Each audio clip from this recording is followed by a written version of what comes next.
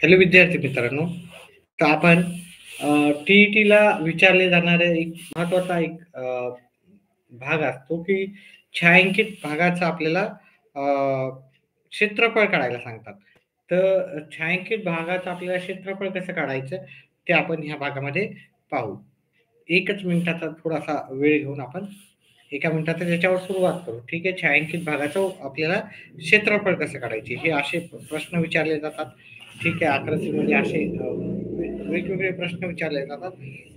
ते आपण कसं सॉल्व करता येईल हे आपण सगळं पाहणार आहोत. तर एका मिनिटातच सुरू करणार आहे.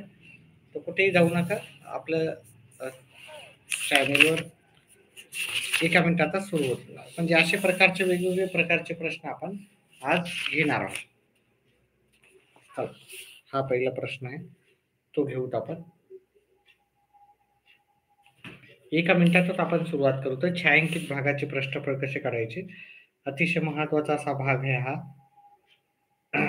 थोडीशी मुलं लाईव्ह येतील असं अपेक्षा करूत आपण आणि थोड्या वेळा सुरुवात करूत आपण. चला.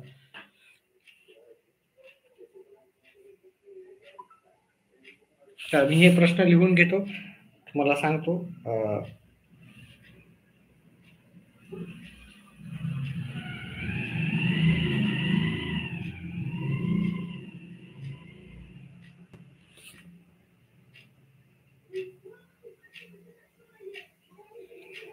चला विद्यार्थी मित्रांनो, तर मी प्रश्न पूर्णपणे लिहून सांगतो सगळ्या गोष्टी व्यवस्थित.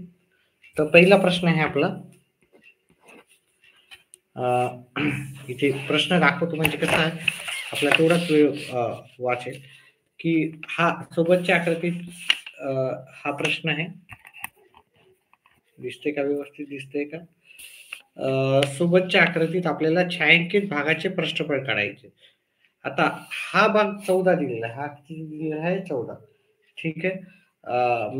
हा 14 दिलेला आहे. त्याच्यामुळं ह्या वर्तुळाचा जो व्यास आहे तो पण किती होणार आहे? 14.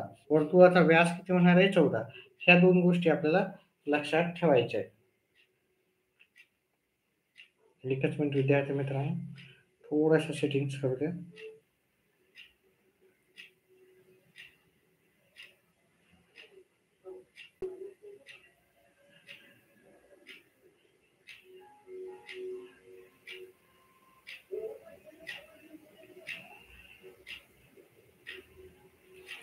चला.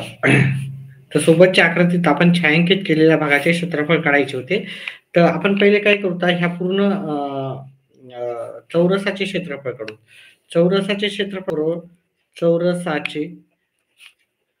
क्षेत्रफळ बरोबर काय येणार आपल्याला? लांबी गुणिले लांबी, एल चा वर्ग किंवा लांबीचा वर्ग, लांबी गुणिले लांबी किंवा बाजू गुणिले बाजू असं पण लिहू शकतो आपण. बाजू गुणिले बाजू ह्या दोन्हीपैकी कोणतंही, म्हणजे काही जरी म्हणलं तर तुम्हाला चालते. याची लांबी म्हणा किंवा बाजू म्हणा. आता याची लांबी जी आहे आपल्याला 14 आहे किंवा बाजू हे 14. 14 गुणिले 14, 14 गुणिले 14, तुम्हाला 14चा वर्ग माहित असेल तर उत्तर लगेच येऊन जाते.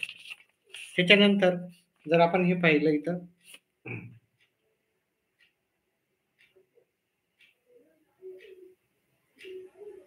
एकच मिनिट विद्यार्थी मित्रांनो. हा, हे 14 गुणिले हे चौरसाचे क्षेत्रफळ काढले. आता आपण काय करू, ह्या वर्तुळाचे क्षेत्रफळ काढू. वर्तुळाचे क्षेत्रफळ बरोबर काय येणार आपल्याला? पाय आर वर्ग. ठीक आहे.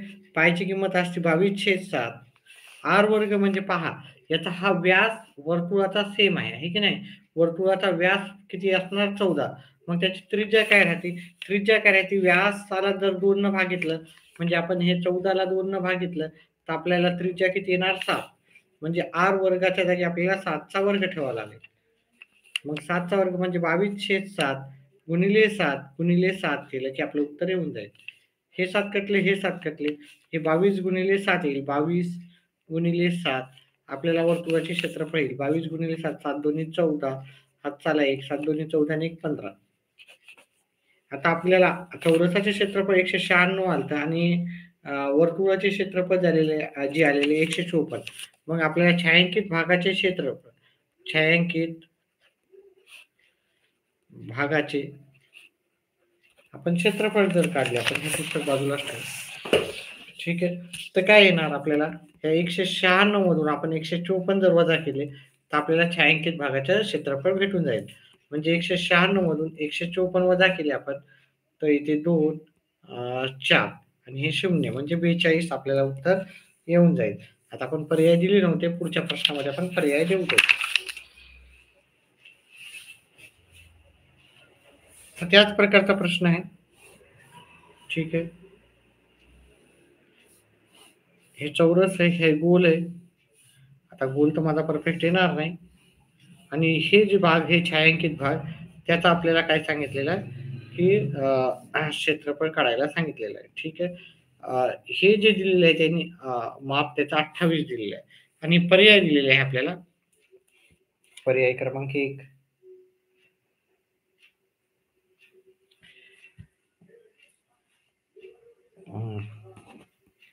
784. पर्याय क्रमांक 2 दिलेला आहे आपल्याला 168. पर्याय क्रमांक 3 दिलेला आहे आपल्याला 476 आणि पर्याय क्रमांक 4 दिलेला आहे आपल्याला 452. याचं उत्तर काढायचं येत असेल तर आणि उत्तर कमेंट बॉक्समध्ये टाकायचं आहे.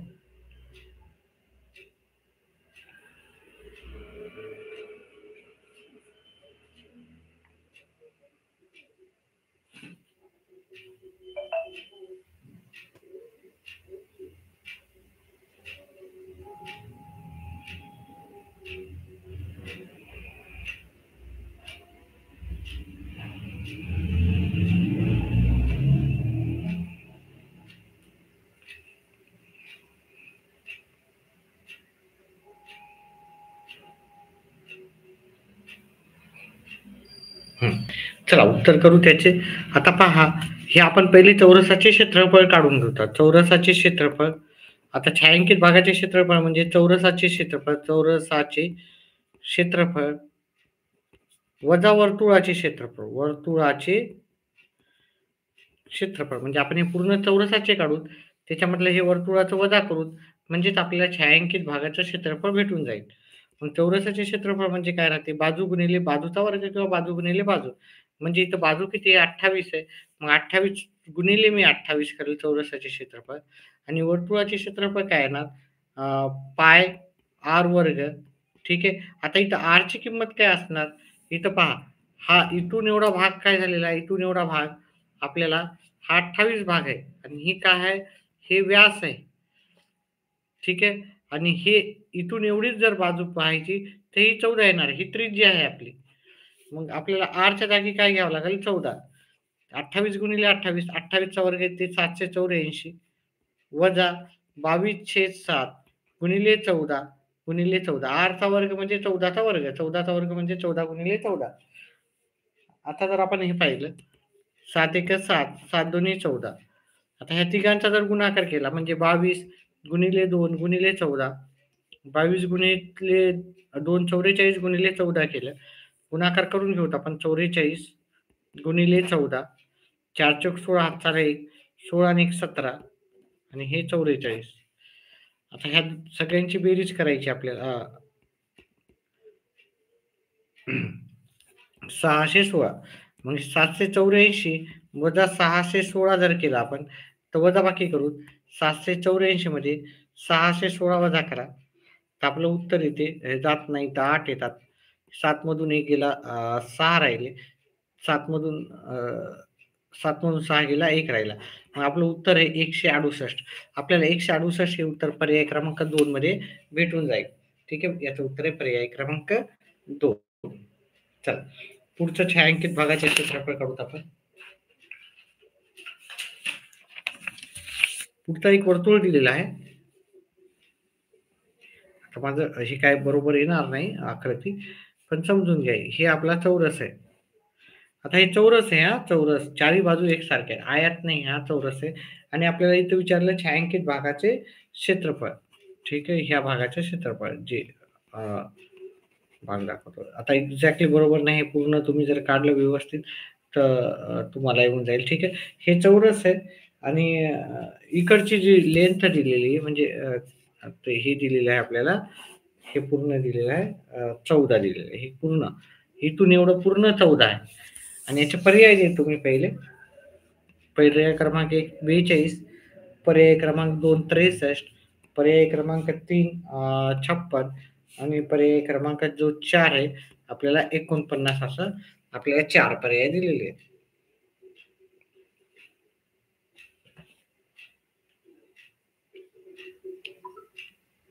एकच मिनिट विद्यार्थी मित्रांनो.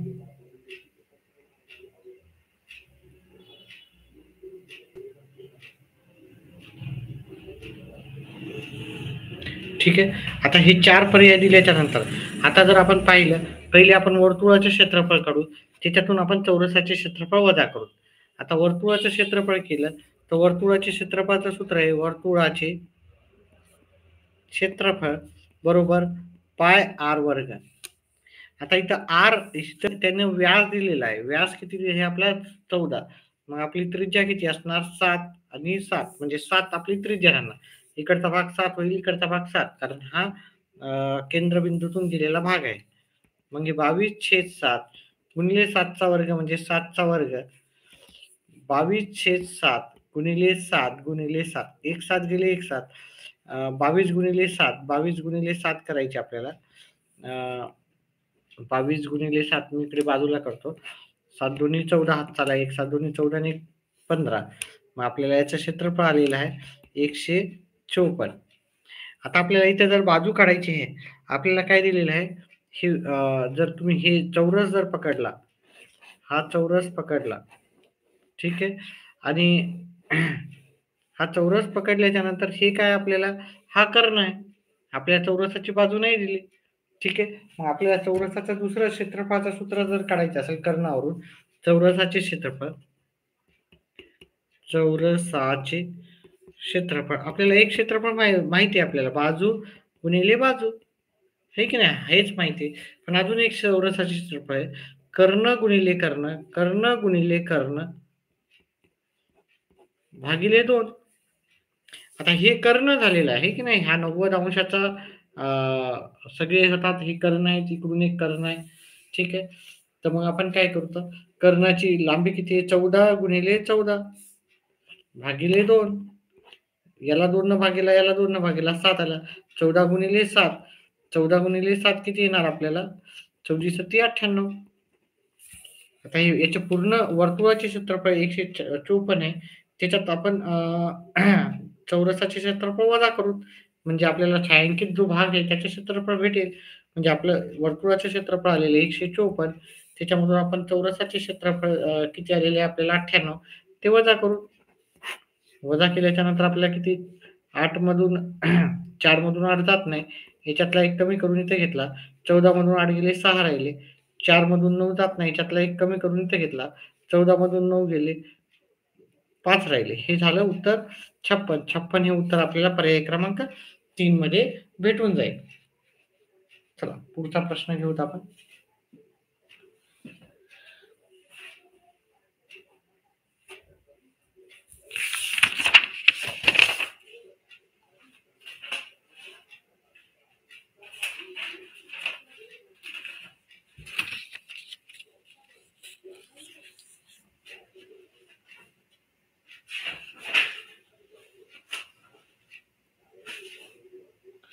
पुढचा प्रश्न आहे आपल्याला अजून एक त्याच टाईपचा प्रश्न आहे. अजून एक वर्तुळ मी व्यवस्थित काढण्याचा प्रयत्न करतो पण माझा काही व्यवस्थित येणार नाही आणि आपल्याला काय केलं हे हा चौरस आहे हा. ठीक आहे. आता माझं काय मी सांगितलं की इकडचा भाग बरोबर येत नाही. हा काय आयात नाही हा चौरसच आहे. ठीक आहे. हा चौरस आहे. नाही तर आयात समजचाल आणि उत्तर तुम्ही म्हणसाल सर कसं काय येणार. ठीक आहे. हा चौरस आहे. माझी काय आकृती व्यवस्थित आलेली नाही आणि याच्यातले पर्याय दिलेले आहे आपल्याला छायांकित भागाचा हा छायांकित भाग आहे. हा चौरस आहे आणि चौरसाचे आपल्याला काय करायचं क्षेत्रफळ काढायचे. हा पूर्ण चौरस आहे. ठीक आहे. हा छायांकित भाग आहे.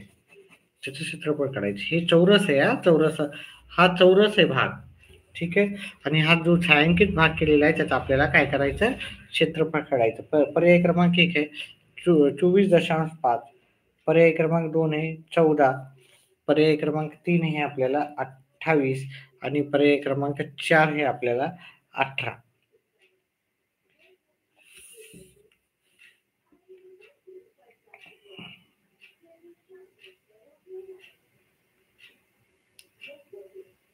चला आपण याचं उत्तर काढूत आपण. आता इथे माहिती एक दिलेली आहे की हा इथून एवढा जो कर्ण आहे तो ह्या कर्णाची लांबी दिली त्यांनी 7. ह्या कर्णाची जर लांबी त्यांनी 7 दिली, मग इथून एवढा जो जी त्रिज्या झाली ही 3.5 ची झाली. त्रिज्या किती आहे? 3.5. आता आपण पहिले काय करू तर वर्तुळाचे क्षेत्रफळ काढू. त्याच्यातून आपण हे चौरस दिलेलं आहे त्याचे क्षेत्रफळ वजा करू. वर्तुळाचे क्षेत्रफळ बरोबर काय येणार?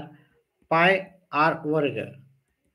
पायची किंमत इथे आहे 22/7 घेतली आणि आर चा वर्ग म्हणजे 3.5 चा वर्ग केला आपण. 3.5 चा वर्ग 22/7 गुणिले 3.5 गुणिले 3.5. हे 7 एकच, याला जर भागाकार दिला इथं 1 येईल, याच्या डबल हे आहे त्याच्यामुळे इथं 2 येईल. मग हे 1 याला 2 न भाग दिला इथे 11 आले. 11 गुणिले 3.5 याचं उत्तर करायचं तर 11 गुणिले 3.5 आपण गुणाकार करून हे 5 हे 5 हे 3 हे 3 5 8 3 दशांश नंतर एक अंक असल्यामुळे आपण इथं इकडून एक सोडूत आणि इथं दशांश देऊ. हे झाले 38.5. आता आपल्याला हे वर्तुळाचे क्षेत्रफळ आलेले आहे. पुन्हा सांगतो हे आयत सारखं दिसत जरी असेल तर मी हाताने ड्रॉइंग केलेली आहे. हा चौरस आहे. आता चौरसाचे क्षेत्रफळ आपल्याला जसं सांगितलं मी याच्या आधी पण सांगितलं होतं आताही सांगतो. चौरसाचे क्षेत्रफळ हे इथे बाजूचा वर्ग म्हणजेच बाजू गुणिले बाजू, किंवा आपल्याला हे दिलं नसेल याचा कर्ण दिलेला आहे, चौरसाचा कर्ण दिलेला आहे, किंवा म्हणजेच ऑर कर्ण वर्ग भागिले 2. आता कर्ण आहे इथे 7, जे 7 चा वर्ग भागिले 2 करायचा. 7 चा वर्ग 49 येतं. 49 भागिले 2 केलं हे ते 24.5. आता आपल्याला काय करायचं, हे वर्तुळाचं जे क्षेत्रफळ आहे त्याच्यातून हे चौरसाचे क्षेत्रफळ वजा केलं तर आपल्याला छायांकित भागाचं क्षेत्रफळ भेटून जाईल. म्हणजे 38.5 वजा 24.5 आपण हे केलं तर उत्तर येते आपल्याला 14.0. 14.0 हे आपल्याला पर्याय क्रमांक 2 मध्ये 14 म्हणजे 14.0 हे पर्याय क्रमांक 2 मध्ये उत्तर भेटून जाईल.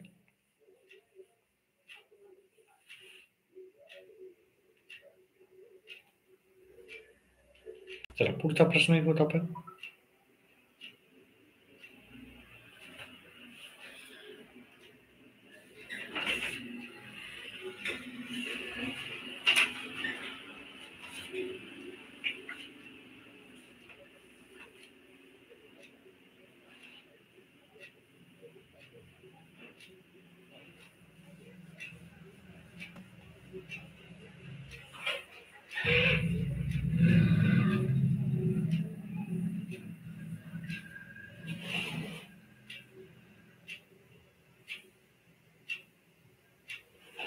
एकच मिनिट.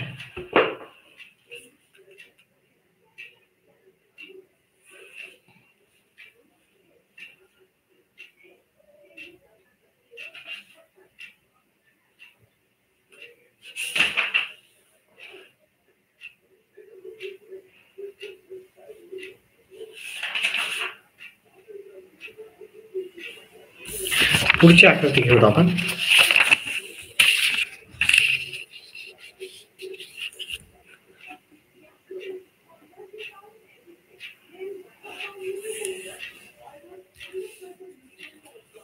आपल्या इथे एक चौरस दिलेला आहे. ही आकृती पुढे केलेली आहे आणि आपल्याला काय केलेलं आहे हे इथलचं दिलेलं आहे आणि आपल्याला काय सांगितलं हा रेखांकित भाग दिलेला आहे. हे रेखांकित भागाचे आपल्याला क्षेत्रफळ काढायचे. इथे 10 दिलेलं आहे याची लांबी. अजून कुठे काही दिलं का त्यांनी? काहीच नाही दिलेलं आहे. तर चौरसाची बाजू 8 आहे. चौरसाची बाजू किती आहे? 8. म्हणजे ही बाजू 8 आहे. चौरसाची प्रत्येक बाजू 8 राहते. म्हणजे ही बाजू दिलेली, ही बाजू दिलेली. तर आपल्याला छायांकित भागाचे क्षेत्रफळ काढायचे. तर याचे क्षेत्रफळ जे आहे आपल्याला पर्याय क्रमांक 1 दिले आहे 16, पर्याय क्रमांक 2 दिलेला आहे 32, पर्याय क्रमांक 3 दिलेला आहे 24 आणि पर्याय क्रमांक 4 दिलेला आहे आपल्याला 30. आता आपल्याला काय करायचं? बघा आपल्याला माहिती आहे आयताचे काटकोन हा काटकोन त्रिकोण झालेला आहे की नाही? काटकोन त्रिकोण हा सरळ रेष आहे. इकडचा भाग काटकोन असतो चौरसाचा, म्हणून इकडचा भाग पण काटकोन असणार. आता काटकोनामध्ये हा पाय आहे, ही उंची आहे. पण आपल्याला उंची माहित नाही की किती आहे. पण हे काटकोन त्रिकोणात आपण हा कर्णवर्ग आहे. कर्णवर्ग बरोबर पायाचा वर्ग बरोबर उंचीचा वर्ग आपण माहिती आहे आपल्याला. ठीक आहे. मग पायथागोरसनुसार आपण 10चा वर्ग बरोबर आपण ही उंची काढतोय. नंतर त्रिकोणाचे क्षेत्रफळ काढलं तर आपल्याला त्रिकोणाचे क्षेत्रफळ सहज भेटून जाईल. म्हणजे तिथे 10 हा कर्ण झालेला आहे. 10चा वर्ग 8चा वर्ग आणि ही बाजू x पकडून अधिक x चा वर्ग. 10चा वर्ग येते 100 अधिक 8चा बरोबर 8चा वर्ग येते 64 अधिक x चा वर्ग. पायथागोरसनुसार आपण हे काय करू 100 वजा 64 बरोबर काय येणार x वर्ग. 100 मधून 64 गेले 36 बरोबर x वर्ग. मग आपल्याला x काय येणार वर्गमूळ काढले तर आपल्याला x येईल 6. x येणार 6 म्हणजे हे आलेले 6. आपण या त्रिकोणाचे क्षेत्रफळ काढायचे तर अतिशय सोपं जातं. त्रिकोणाचे क्षेत्रफळ 1/2 गुणिले पाया गुणिले उंची. इथं 1/2 पाया आपला 8 आहे, उंची आपली 6 आहे. हे काटाकाटी केली बे एक बे बे चोक 8 4 गुणिले 6 आपल्याला उत्तर आलं 24. तर ह्या प्रश्न याचं उत्तर हे आपल्याला 24 जे पर्याय क्रमांक आपल्याला 3 मध्ये भेटून जाईल. चला पुढचा ह्याच प्रकारचा आपण प्रश्न घेऊ पुढचा. येत असेल तर कमेंट बॉक्समध्ये लगेच लवकर उत्तर टाकायची त्याची. अतिशय सोपा असा भाग आहे. ठीक आहे. हा एक चौरस आहे.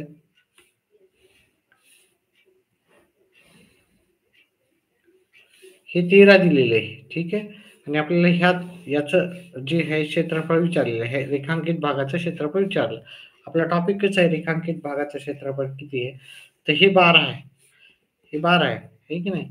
पण हे एकच 12 दिले तर आपल्याला हे सगळ्याच 12 देणार. याचे पर्याय देऊन टाकतो मी पहिले. 60 पर्याय क्रमांक 2, 36 पर्याय क्रमांक 3, 30 आणि पर्याय क्रमांक जो 4 आहे ते 72 आहे. आता आपल्याला माहिती आहे हा कर्ण झालेला आहे की नाही? हा 90 अंशाचा आहे. आपल्याला पायाचा वर्ग आणि उंचीचा वर्ग. ही उंची आपल्याला माहीतच नाही. हा पाय आहे गृहीत धरला. उंची माहित नाही, पण आपल्याला उंची काढायची. ह्यात काटकोन त्रिकोण आहे. काटकोन त्रिकोणात आपल्याला कर्ण वर्ग बरोबर पायाचा वर्ग म्हणजे 13चा वर्ग बरोबर 12चा वर्ग आणि आपल्याला ही बाजू माहित नाही त्याला x चा वर्ग पकडू आपण. 13चा वर्ग येते 169, 12चा वर्ग येते 144, x चा वर्ग येते आपल्याला x चा वर्ग माहिती नाही. आता 144 इकडे गेले तर मायनस होतील. ठीक आहे. मग उत्तर आलं आपलं 25 बरोबर x वर्ग. मग वर्गमूळ जर घेतले आपण x बरोबर आपल्याला येणार 5. मग हे येणार आपल्याला 5. मग आता आपल्याला त्रिकोणाचे क्षेत्रफळ काढता येईल. त्रिकोणाचे क्षेत्रफळ 1/2 गुणिले पाया गुणिले उंची. 1/2 गुणिले पाया आपला 12, उंची 5 आहे. बे एक बे, बे सक 12, 5 गुणिले 6 आपलं उत्तर येते 30. 30 हे उत्तर आपल्या पर्याय क्रमांक 3 मध्ये भेटून जाईल. अशा प्रकारे आपण एक छोटासा टॉपिक घेतला याच्यावर आधारित जे प्रश्न आहेत. अजून प्रश्न आपण उद्याच्या क्लासमध्ये घेऊ. व्हिडिओ आवडल्यास व्हिडिओला लाईक आणि चॅनलला सबस्क्राईब करा.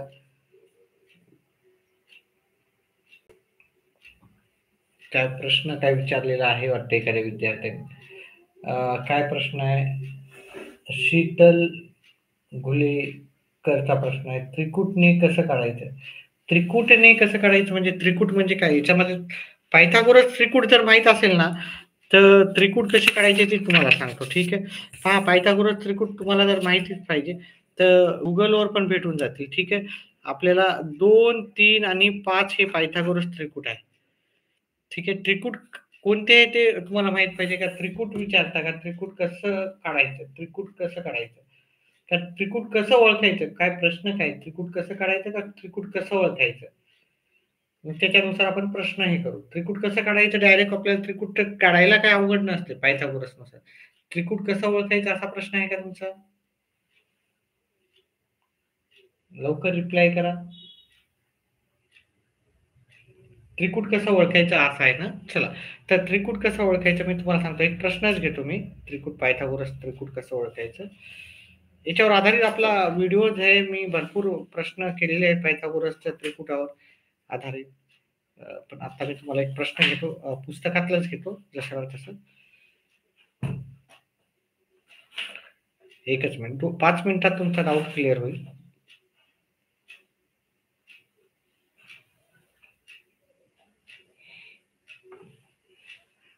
पायथागोरसचे त्रिकूट 378 पान नंबर. एकच मिनिट थांबा.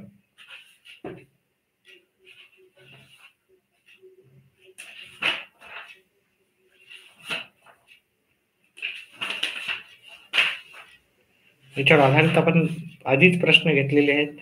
भरपूर प्रश्न घेतले. पुढीलपैकी कोणता गट आहे पायथागोरसचे त्रिकूट नाही? आणि पुढीलपैकी पायथागोरसचे त्रिकूट कोणते? हे 2 प्रश्न घेतो मी. ठीक आहे? म्हणजे तुमचे डाऊट क्लिअर होईल. पुढीलपैकी प्रश्न क्रमांक 1 पुढील पैकी किती पायथागोरसचे त्रिकूट आहे? हा जर प्रश्न घेतला आपण तर तुमचं बरंच कव्हर होईल. पुढीलपैकी किती पायथागोरस त्रिकुटे आहेत? ठीक आहे. ते आपल्याला पर्याय दिलेले आहेत. पहिले ते एक ए-बी-सी दिलं. हे 10, 24 आणि 26 बी दिलेलं आहे आपल्याला. 12, 16 आणि 20 पर्याय क्रमांक सी दिलेला आहे आपल्याला. पर्याय नाहीत हां हे. 3, 4 आणि 5 आणि पर्याय डी दिलेला आहे आपल्याला. 7, 10 आणि 15. आता आपल्याला इथं याच्यापैकी किती पायथागोरस त्रिकूट आहे ते विचारलेलं आहे. मग इथं आपल्याला पर्याय दिलेले आहेत. 1 पायथागोरस त्रिकूट आहे याच्यामध्ये. पर्याय क्रमांक 2 मध्ये 2 पायथागोरस त्रिकूट आहे याच्यामध्ये. पर्याय क्रमांक 3 मध्ये 4 पायथागोरस त्रिकूट आहे आणि पर्याय क्रमांक 4 दिलेला आहे आपल्याला याच्यात 3 पायथागोरस. म्हणजे याच्यात किती पायथागोरस त्रिकूट हे आपल्याला विचारलेलं आहे. मग आता पायथागोरस त्रिकूट आहे कसं ओळखायचं? पहिले हे जर आपण घेतलं 10, 24 आणि 26 ह्या 3 संख्या घेतल्या. ह्याच्यातली सर्वात मोठी बाजू कोणती आहे? आपल्याला 26 ही बाजू आहे. आहे की नाही? मग आपल्याला 26 चा वर्ग करायचा. 26 चा वर्ग किती येतो? 676. आता 26 ही सगळ्यात मोठी बाजू होती. त्याचा वर्ग केला आपण 676 होता. आणि बाकीच्या 2 बाजू आल्यात म्हणजे 10 चा वर्ग करायचा आणि 24 चा वर्ग करायचा. 10 चा वर्ग आणि 24 चा वर्ग. 10 चा इथे वर्ग 100, 24 चा इथे 576. ह्या दोघांची बेरीज किती आली? 676. मग ह्या सर्वात मोठ्या बाजूचा वर्ग हा इतर 2 बाजूच्या वर्गाच्या बरोबर आहे. म्हणजेच हे पायथागोरस त्रिकूट पहिलंवालं आहे. मग आपल्याला दुसरं वालं पाहायचं. ठीक आहे, हे पायथागोरस त्रिकूट आहे. म्हणजे आपण काय केलं, सर्वात मोठ्या बाजूचा वर्ग बरोबर इतर इतर 2 बाजूच्या वर्गाची बेरीज केली आपण. म्हणजे इथं आता दुसरा प्रश्न पाहूत आपण. इथं सर 12, 16, 20 हे पायथागोरस त्रिकूट आहे का? तर मग इथं सर्वात मोठी बाजू किती आहे? 20. 20 चा वर्ग केला. 20 चा वर्ग म्हणजे 20 गुणिले 20 400. इतर 2 बाजू किती आहेत? 12 आणि 12 चा वर्ग करायचा इतर 2 बाजू, त्यांचा वर्ग करायचा. 12 चा वर्ग येते 144, 16 चा वर्ग येते 256. ह्या दोघांची बेरीज केली तर उत्तर येते 400. ठीक आहे. म्हणजे सर्वात मोठ्या बाजूचा वर्ग आपल्याला 400 आला. इतर 2 बाजूच्या वर्गाची बेरीज केली ती पण 400 आली. म्हणजे हे पण पायथागोरस त्रिकूट आहेच आपलं. ठीक आहे. तिसरं जर बघितलं 3, 4, 5. 3, 4, 5. ठीक आहे. मग इथं सर्वात मोठी बाजू किती आहे? 5. पहिले सर्वात मोठ्या बाजूचा वर्ग घ्यायचा. तो आला 25. मग उरलेल्या 2 बाजू आहेत. 3 चा वर्ग अधिक 4 चा वर्ग. 3 चा वर्ग 9 येते. 4 चा वर्ग येते 16. ह्या दोघांची जर बेरीज केली आपण 25 येते. म्हणजे सर्वात मोठ्या बाजूचा वर्ग हा इतर दोन बाजूच्या वर्गाच्या बेरजे इतकाच आहे. त्याच्यामुळे हे पण पायथागोरस त्रिकूट आहेच. ठीक आहे. आणि चौथा जर पाहिलं आपण 7, 10 आणि 15 हे पायथागोरस त्रिकूट आहे का जर पाहायचं गेलं तर हे 15चा वर्ग केला आपण 15चा वर्ग येते 225. मग इतर दोन बाजूच्या वर्गाची बेरीज किती येणार? 7चा वर्ग आणि 10चा वर्ग. 7चा वर्ग 49, 10चा वर्ग यायला 100. ह्या दोघांची जर बेरीज केली तर ती 149 येते. मग हे 225 सर्वात मोठ्या बाजूचा वर्ग 225 यायला इतर दोन बाजू आहेत 10 आणि 7 आणि 10 त्यांच्या वर्गाची बेरीज केली तर ती 149 येईल. हे दोघं एकसारखे नाहीत म्हणजे दोघे बरोबरचे नाहीत. त्याच्यामुळे हे पायथागोरस त्रिकूट नाहीये. मग याच्यामध्ये किती एकूण पायथागोरस त्रिकूट आहेत? 1, 2 आणि 3 पायथागोरस त्रिकूट आहेत. हे आपल्याला सॉरी हे 3 आपल्याला इथं पहा उत्तर किती हे देतात. 3 इकडे दिलेला आणि इथं पर्याय क्रमांक 4 दिलेला आहे की नाही? पर्याय क्रमांक 4 हे उत्तर आहे. समजलं का? अजून एखादा प्रश्न घेऊ वेगळ्या प्रकारचा. याच्यात मला सांगा की पायथागोरस त्रिकूट कोणता आहे? ठीक आहे. एक हे देतो. पुढीलपैकी पायथागोरस त्रिकूट कोणते?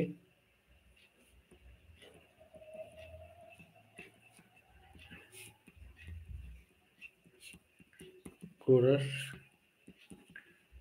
त्रिकूट कोणते? एका विद्यार्थ्याचा डाऊट होता त्याच्यामुळे आपण तो विद्यार्थ्याचे डाऊट आपण समजून सांगण्याचा प्रयत्न केला. बाकी विद्यार्थ्यांना पण सांगतो कारण नंतर पण येतात भरपूर जण पाहतात आणि त्यांना वाटतं की काय बोलणं चालू आहे वगैरे. समजलं असेल तर व्हिडिओला शेअर करत जा जास्तीत जास्त आणि आपल्या चॅनलला फॉलो करा आणि जे डाऊट्स आहेत ते 100% तुमचे डाऊट क्लिअर करण्याचा गणिताचा आपण प्रयत्न राहतो आपल्या क्लासमध्ये तरी. तर डाउट्स कमेंट बॉक्समध्ये दुसरे व्हिडिओ असतील कमेंट बॉक्समध्ये टाका. आपण त्या ह्याच्यावरून आपण डाऊट नक्कीच घेऊ. आता याच्यातला पुढीलपैकी पायथागोरस त्रिकूट कोणते ते तुम्हाला सांगायचं आहे. पर्याय क्रमांक 1 देतो मी तुम्हाला 8, 12, 15. पर्याय क्रमांक 2 आहे 12, 20, 25. पर्याय क्रमांक 3 आहे 12, 16, 20 आणि पर्याय क्रमांक 4 आहे 20, 25, 30. याच्यातलं मला पायथागोरस त्रिकूट सांगा जर समजलं असेल तर. ठीक आहे.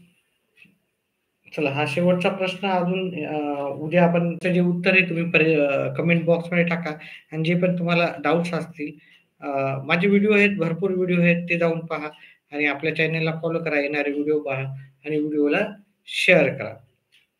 ठीक आहे. याचं उत्तर मला कमेंट बॉक्समध्ये तुम्ही टाकू शकता. ठीक आहे. हे जे पण उत्तर आहे त्याचं उत्तर जे पण येईल याचं उत्तर ते कमेंट बॉक्समध्ये नक्कीच टाका. व्हिडिओला लाईक करा. व्हिडिओ शेअर करा आपल्या मित्रमंडळींपर्यंत जास्तीत जास्त. व्हिडिओ पाहिल्याबद्दल धन्यवाद. शुभरात्री.